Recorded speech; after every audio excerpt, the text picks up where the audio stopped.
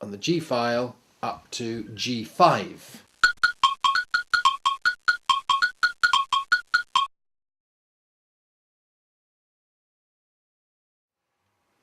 White's thinking, thank you very much, I can now get complete control of the middle, and plays the pawn in front of the queen now. Both pawns there in the middle, complete control of those middle 4 squares.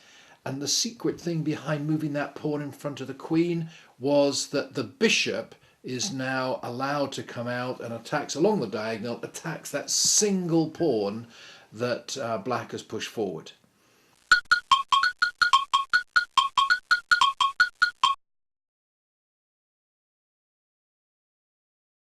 Black notices that and thinks, oh, I better defend this pawn because I don't want that being taken, and chooses to move the pawn on the F file from F7 to F6. Nicely done, Black. The pawn is now defended on G5.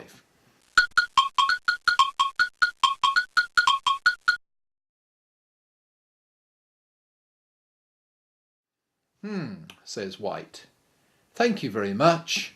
And on the third move for White, the queen comes out now on the diagonal all the way out here to H5, and looking changing direction, the queen is now attacking the king. And of course, when you attack the king, you say check. Black's in check.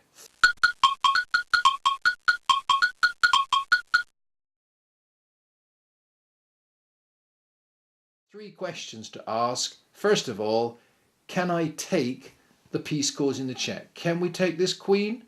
No. Second question, can I block the check? Can Black put a piece on one of these 2 squares? No. Third question, can the Black king move to a safe square? No. And so therefore, no, I can't take, no, I can't block, no, I can't move, and it is now checkmate. Checkmate on the third move. Bad play from Black. White wins with what we call a fool's checkmate.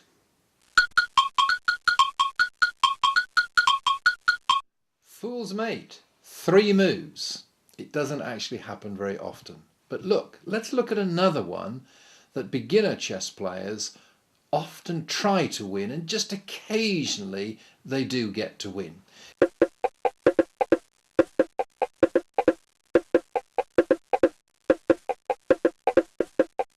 It begins the same way. Pawn in front of the king, 2 squares, onto E4. Black follows, E5. White touches their queen and wants to bring the queen out. He brings it all the way out along the diagonal to the H file and puts it on H5. What would you do now?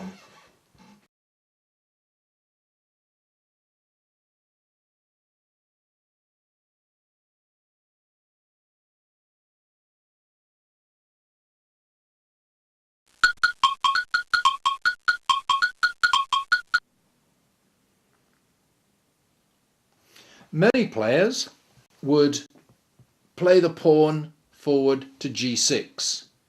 Let's try and attack the queen.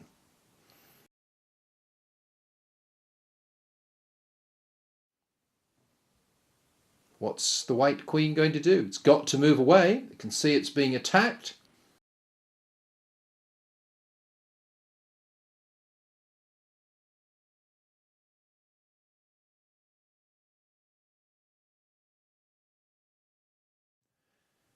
White says, okay, thanks very much.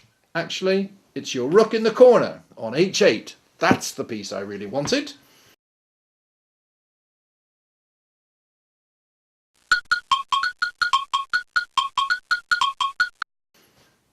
And there we go.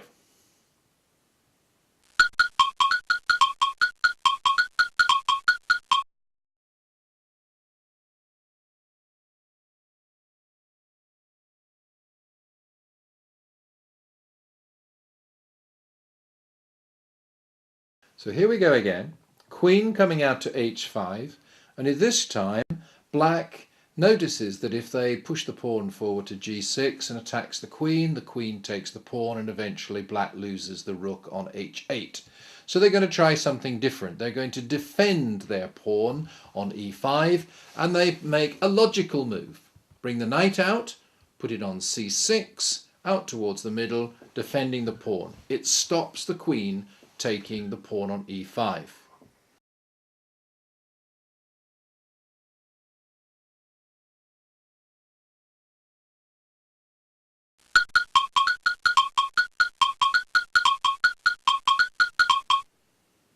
Hopefully you notice that the bishop on c4 is attacking the weak pawn on f7. And by the way, the queen is attacking the weak pawn on f7. So white now has two pieces attacking the weak pawn on f7. So black says, okay, I think I'm going to bring my other knight out. Why not get two pieces out? Let's put the knight out on f6 and attack the queen.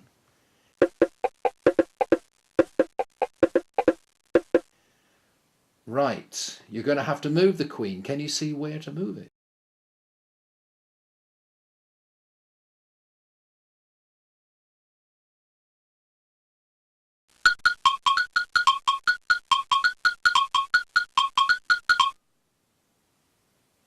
Hopefully you notice that the queen can just go behind the knight, can take the pawn on f7.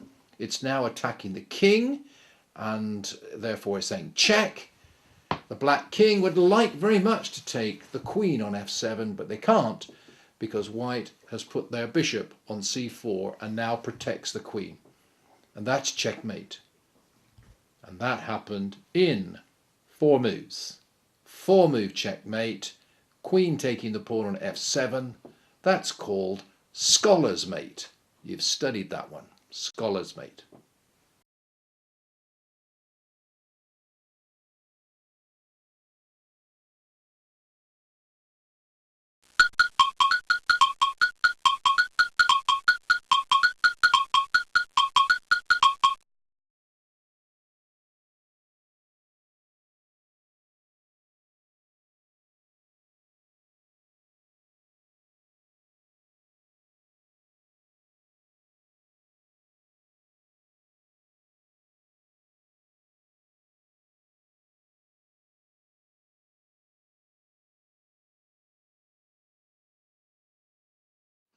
White's turn to move in this position, and you remember white knows about this 4-move scholar's mate, so he brings the bishop out to c4, and from here now both the bishop and the queen are attacking f7.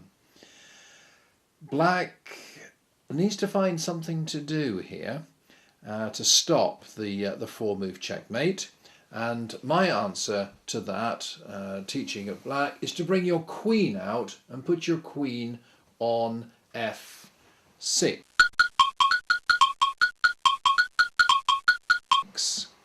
Now what I might think about doing as a plan for black is to then bring the bishop out to c5, so that, let's just look at that one. So the bishop comes to c5, so that now black's queen and black's bishop are both attacking f2. And this could give black a bit of an advantage there. It won't quite be checkmate, but it'll be an advantage there. So let's put that back, and just sufficient to say that if the bishop comes out, the queen is out attacking f7. If you put your queen on f6, then that will stop all of the threats for white, and that's at least going to be equal for black.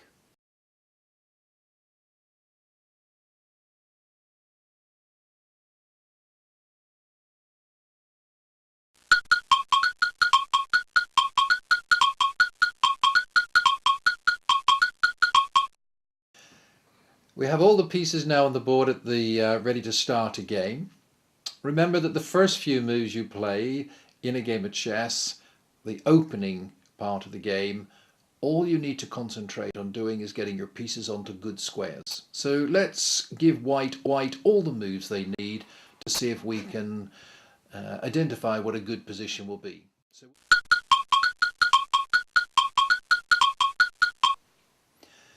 The first few moves in a game are called the opening. Remember, what you need to do is to focus on getting your pieces onto good squares. That means attacking the middle of the board. So let's make a few moves for white, and let's not give black any moves at all, so we can see the sort of position that I'd like to end up with. We begin with the pawn in front of the king, so we play e4. Knights are slow moving pieces. Have you ever counted how many moves it takes to get a knight across the board?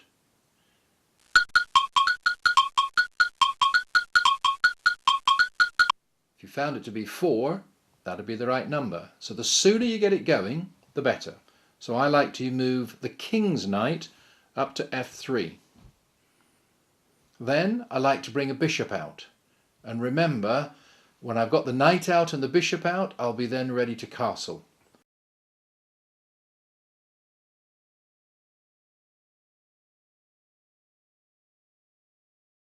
So let's bring the bishop out, go past d3. That's a bad square for the bishop because it blocks that pawn on d2. So go on to either c4, where you're going to be looking at f7, or going on to b5. Let's come back and let's go to c4, as we talked about that in an earlier position.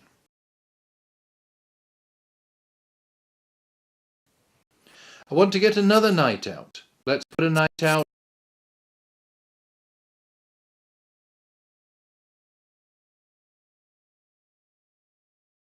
There are 3 empty squares. That's called long castling. And if you choose to castle on the king's side, there's only 2 empty squares. We call that short castling. Let me undo that and look again. You must clear all of these squares between the king and the rook you wish to castle with. You must touch your king first. The king moves 2 squares towards the rook, and the rook comes over the top and comes down beside.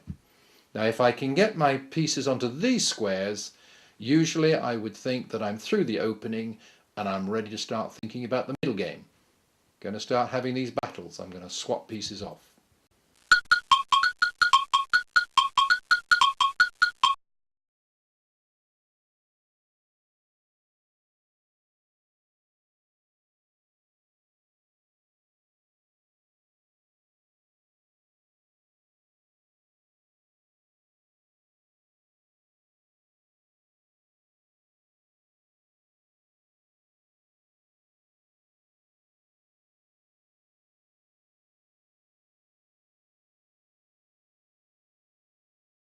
Welcome to the second part of our DVD. Here we're going to look more closely at the endgame, and we're beginning here with the Queen and Rook, and certainly you only need one of them, but with 2 of them you definitely have the power, and let's see if we can now improve your skill with them. The first thing you need to do is to get your Rook and your Queen connected. So our first move here is rook to h2 and attacking all along the second rank. So the black king can't come towards the white king. The best it can do is to stay on the 3rd rank, and that's just what he does. King to d3.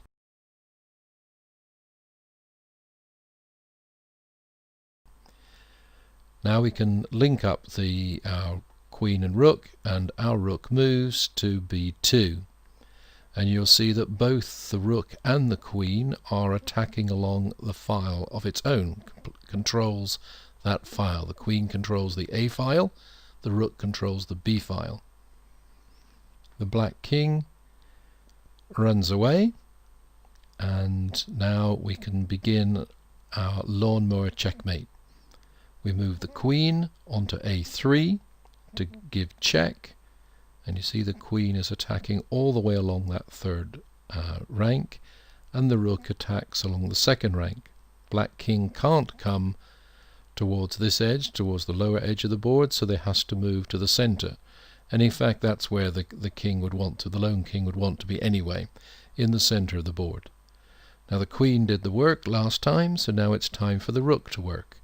Let's move the Rook on to b4, and that delivers check, and the queen on the third rank stops the king from coming down the board, so it has to move off the fourth rank and must go on to the fifth rank.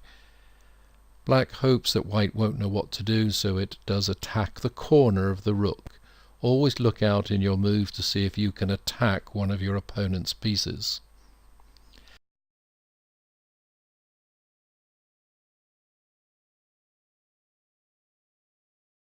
Well, that doesn't really bother white, because the rook is protected by the queen, and remembering that the rook moved last time, it has a rest, and the queen now moves on to a5 to deliver the check.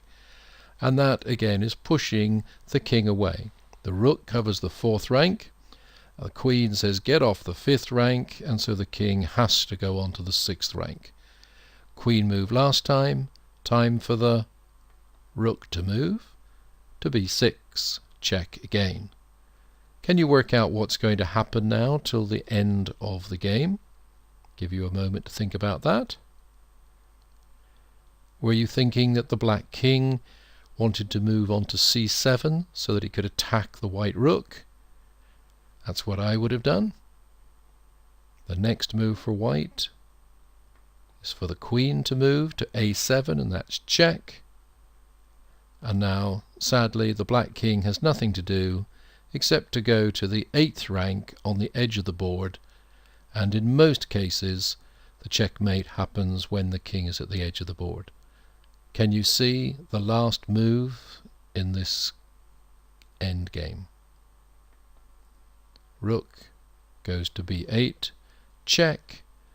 The queen stops the king coming back on the 7th to the 7th rank, and therefore that is checkmate.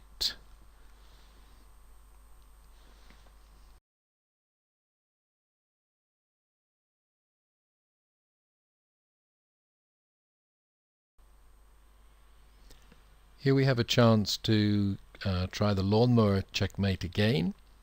Let's see how it works this time. A little bit harder because you haven't got the queen, but you have got a rook. You certainly have enough power on the board. Let's see if we can give you the skill to win this. First move is to move the rook on h1 to h2. This attacks all the way along the second rank and controls all of those squares. The black king cannot come onto the second rank. Now king moves away, and we then use the other rook, and the rook on a1 now goes to a3. That attacks the king, so it's check. The rook on h2 is controlling the second rank, so the black king can't come back, and the black king has to go onto the fourth rank. We use the rook in the A file. Now it's time to use the rook on the H file. Just move it forward 2 squares to give the check, so you attack the king, and remembering that that rook on A3 is controlling the third rank, stops the king coming back, has to go on to the 5th rank, and away goes the king. Do you know what you're going to do next? Remember, it's a lawnmower. The rooks just keep rolling on. So there we go. Rook to a5, that checks. The rook on h4 controls the 4th rank. Black king can't come back into the 4th rank, has to go on to the 6th rank. What comes next? Which rook? The h rook. All we're doing together, the two rooks are working together to push the king to the edge of the board. Most checkmates, when there are only a few pieces on the board, will happen at the edge of the board. Doesn't matter which edge, you just have to force it. The black king is now on the 7th rank and only one more rank to go. So we move the h rook, now we'll move the a rook. Check. King can't come back to the 6th, has to get off of the 7th rank. You've done it. You've pushed that king to the 8th rank and the edge of the board. Can you find the next move now? Complete the Lawnmower Checkmate. H rook goes on to h8, that's check. The king can't come onto the 7th rank because the rook on a7 is controlling the whole of that rank. That is check and checkmate.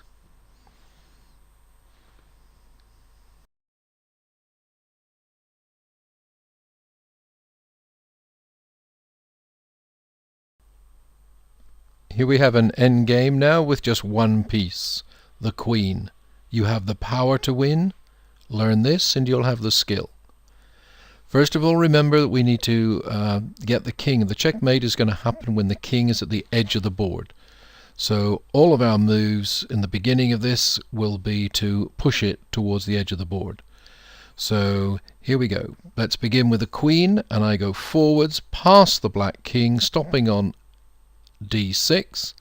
This creates a box shown by the yellow arrows, and inside your box we have the two kings. So the black king has to move away, and now all you have to do with the queen is just to mirror that black king's move. So move diagonally forward and you go to e7. The queen now controls the e file, and the box that the black king is in is a little bit smaller. And the black king doesn't know that it needs to keep away from the edge of the board, so he moves onto a safe square on g6. What would you do now with your queen if you were going to mirror that black king's move? Hopefully queen goes to f8. The queen now controls the f file. The king has a long and narrow box. The black king has gone to the edge of the board. Now that gives you just a little bit of difficulty because you can't mirror that move, so we have to have something a little different. So what we do now is to bring the queen to f6, giving the black king just a very small box. There are 4 squares, but the black king is only safe on 2 of them. So therefore we know exactly where the black king is going to go. Yes, it moves to g8. Now we can mirror that move again with the queen, and the queen goes to e7. And now the black king has a small box with only 3 squares, and with the queen in this position the king has only 2 safe squares to go to, so it'll go backwards and forwards between those 2 squares. Once the queen has forced the king to the edge of the board, then the queen stops moving now, because the next part of the checkmate is to bring your king up towards the other king. So use all of your moves to go as quickly as you can up towards the black king, while the black king just goes backwards and forwards in those 2 squares in the corner. Backwards and forwards. The white king makes its long journey towards the king, towards the black king. We go again, it's going to get up there, we're nearly there. Black king in the corner, white king comes forward, black king goes to g8, and now you need to look carefully. You can see with this box that the queen has made here, the black king still has only the 2 squares to go to, but now it's white's turn to move, and you have a checkmate. I wonder how many you can see, because you have more than 1 square. I'll show you the most common checkmate move, the checkmate position, and that's there. And that queen in the middle between the 2 kings is check and mate. Can I take 3 questions? Can the black king take the queen? No. Can black king block the check? No, because there are no other pieces. Can the black king move to a safe square? No. All of the squares that the king would like to move to are covered by the queen. Can the king actually take that queen? No, because if he did, you'd have 2 kings meeting, and that's not allowed.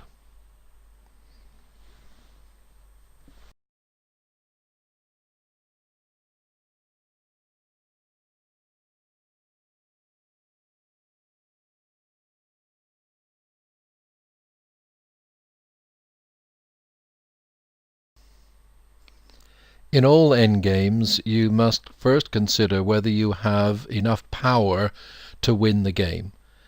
A rook is not quite as strong as the queen, but you still have the power, and the principles are the same. So our first move will be rook to a4. This now controls the 4th rank, and stops the king from moving away from our king. So the black king will now move, trying to keep on the third rank. Now, if we were to make a mistake here and try to attack the king with the rook, to say check, this would be a mistake, because you then ask the king, do you want to stay in a small square or do you want to jump into a big square? So we want to leave the rook where it is. It's not being attacked. Let's use the king. The power of the king in the endgame is to push the other king, so you have to get behind it to stop it from coming away from the rook. So there you see that the white king has gone to f2, and the black king just moves along the third rank to c3. Use the white king again to push the king towards the edge of the board. And now when the black king goes to b3, it's attacking your rook. You can't leave your rook there, so you bring it back towards the king and put it on d4.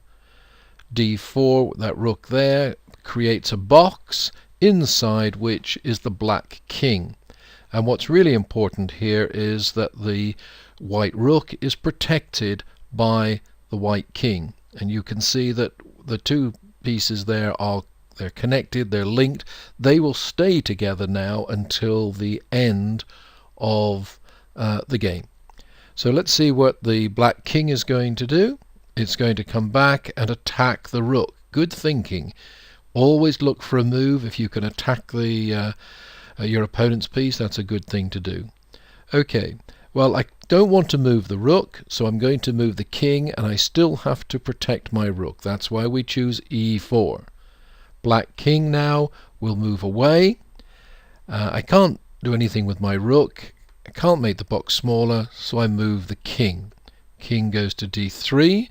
The black king doesn't really want to go to the edge of the board, so hopefully they will choose, and they did, to go to b2. Now I have an opportunity to make the box a bit smaller, so if I can make the box smaller, move the rook. Rook goes to c4. And you can see that the black king now has only 6 squares, which is fewer than before. So here we go. Black king comes up. Good idea. Still trying to attack the rook. What would you do now?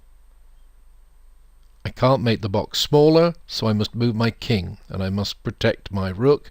So king goes to d4. Black king goes away. White now has the chance to make the box a bit smaller, so I move the rook. Rook goes to c3, and now the black king has only got 4 squares and has no choice but to go to the edge of the board. Which edge will it choose? Goes to b1. I can't make the box any smaller, so I must move my king. Black king doesn't like to be on the edge of the board, so they'll come back to b2. I can't make the box any smaller, so I move my king. Notice how the king moves around the rook. It has to stay there to protect the rook. If it moved away, the black king would take the white rook. And the black king goes into the corner. And can I make the box smaller? I can, but that might give me problems a little later. So let's bring the king in. And the black king has only 1 square to go. I need to find a move here, so the white rook on c3 will just move to c2, and in fact he could have chosen to go to any of the squares on the c file, but we've chosen c2. The black king has only 1 square to go to, must go into the corner, and that goes to a1. Now, can you see what you should do? Hopefully, rook to c1, check and mate. End of the story for this endgame.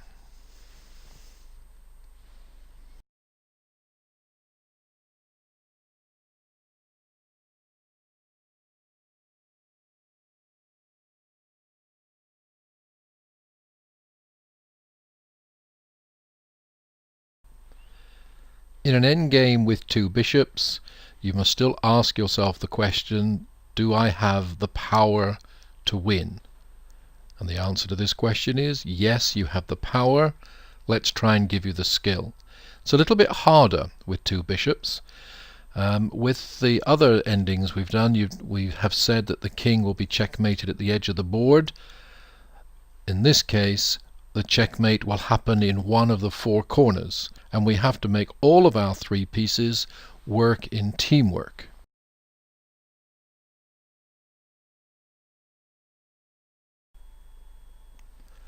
Now that we know that the king has got to be checkmated in the corner, one of the four corners, we need to make our three pieces work together so that we can achieve that.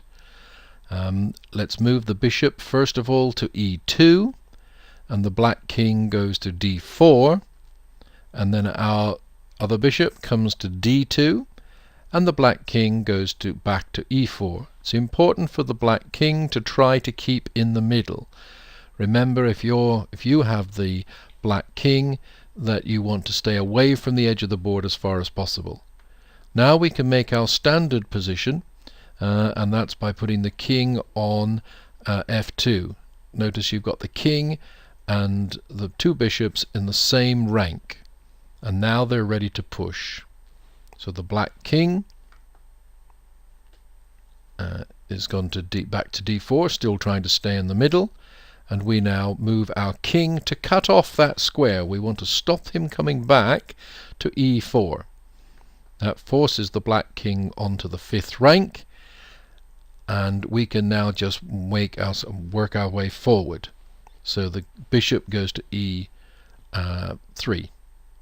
and the black king will go to d5, and we get back to our standard formation again by moving the bishop to d3. And we're attacking left and right, we're controlling those squares. And the king will still be trying to stay in the middle, and will go there. Now we use the bishop, the white bishop, to come forward to e4, and this controls the squares all about the king, the black king, and that forces the black king to go backwards onto the 6th rank, and there we are. Bring forward the black squared bishop onto d4, and look, we're controlling all those squares around the king except for one, and the black king occupies that square now with e6. Oh, standard formation for us, the king and the two bishops on the same rank. We are pushing forward, we're controlling those squares. The black king is going to keep away from the edge, moves to d6. We're now going to cut off that e6 square, flight square, so we move our king forward to f5, and again forcing the black king ever closer to the edge of the board. Just slowly move the black squared bishop onto e5, and the black king will go to d7. What will you do now? Can you see the move? That's the one. Gives us our standard formation, controlling all the squares around the black king. The king still has one square it can move to before going to the edge of the board, and that's king goes to e7. And now we bring forward the bishop and put that on e6, and now that controls all of the squares, and the black king has no choice now but to go to the edge of the board. Black king d8, white's bishop, we're coming on trying to cut off these squares, and we're going to try to force the black king to the edge of the board. So look, it has very little maneuverability here. So what shall we do here? I think we would create our standard position again. Really important, the king and the two bishops on the same rank. So the black king will move to d8, and now you will move one of your bishops.